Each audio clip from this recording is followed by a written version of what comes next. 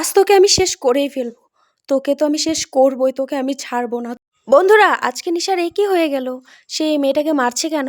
আর এই মেয়েটাই বা কে? তাহলে চলো আজকের গল্পটায় কি আছে দেখা যাক। ও বাবা, কত বেলা হয়ে গেল। না, আর শুয়ে থাকা যাবে না, তাড়াতাড়ি উঠে পড়ি।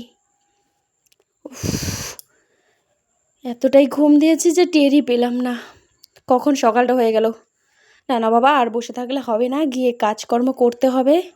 তারপর নিশা ঘুম চোখে বিছানা থেকে নেমে পড়ল এবং বলতে লাগলো, এই যা, আজকে তো অপুর বাবার আসার কথা না? কালকে রাত্রেই তো বলেছিল। আমি কি করে ভুলে গেলাম এই কথাটা? অপুর বাবা বলেছিল আজকে নাকি আমাদের একটা সারপ্রাইজ দেবে। তার জন্য তো আমি এত রাত পর্যন্ত জেগেছিলাম, মানে আমার ঘুমই আসছিল না। শেষ পর্যন্ত কখন যে ঘুমিয়ে পড়লাম।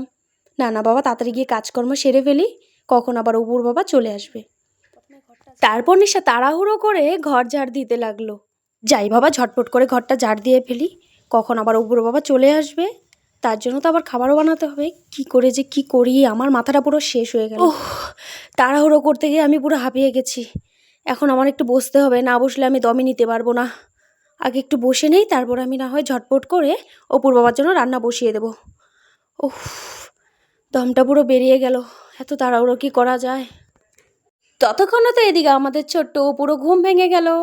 আর ঘুম ভেঙে উঠেই তার মাকে সে ডাকতে লাগলো। বাবা, অনেকটা দেরি হয়ে গেল তো। আমি তো কালকে মাকে বলেছিলাম আমাকে ডাকতে। মা আমাকে ডেকে দিল না কেন? বাবা তো বলেছিল আজকে আসবে। না না, তাড়াতাড়ি আমি উঠে পড়ি।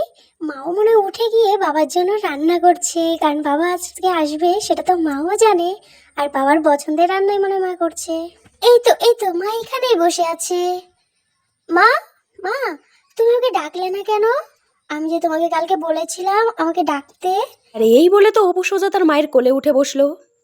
তখনই নিশা বলতে লাগলো, এই দেখো আমার মেয়ের কি কাণ্ড। আমি একটু রেস্ট নেওয়ার জন্য বসলাম, সে আবার কুলে উঠে বসে পড়লো। আরে অপু, নাম নাম রে অপু, আমি আর নিঃশ্বাস নিতে পারছি না। এত তাড়াহুড়া করে ফেলেছি, এখন মনে হয় দম আমার আটকে আসে রে। অপু, নাম নাম নাম। মাম্মাম, তোমার কি হয়েছে মাম্মা? তুমি এরকম করছো কেন? আর বলিস না রে অপু, আমি তোর বাবা আসবে বলে আমি তাড়াহুড়ো করে কাজ করতে গিয়ে মনে হয় আমার দমটা পুরো আটকে গেল। উফ, আমি আর পারছি না রে। তাই একটু রেস্ট নিতে বসে গেছি। আর এদিকে বাইরে থেকে তো সৌরভ অপুকে ডাকতে শুরু করে দিল। অপুমা, অপুমা কোথায় গেলি? দেখ আমি চলে এসেছি। তাড়াতাড়ি চলে আয়, তাড়াতাড়ি আয়, তাড়াতাড়ি বাবার আয়। ডাক শুনে তো অপু দৌড়ে দৌড়ে যেতে লাগলো তার বাবার কাছে, কারণ অনেকদিন পর তার বাবাকে সে দেখবে। বাবা, বাবা, তুমি চলে এসেছো। আমি তোমাকে জানো কত মিস করেছি।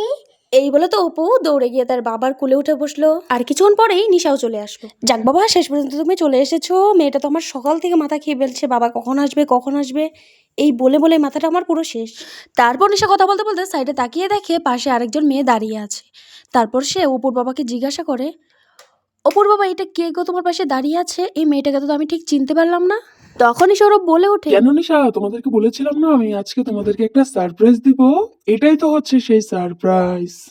দেখো তো কেমন পছন্দ হয়েছে কিনা।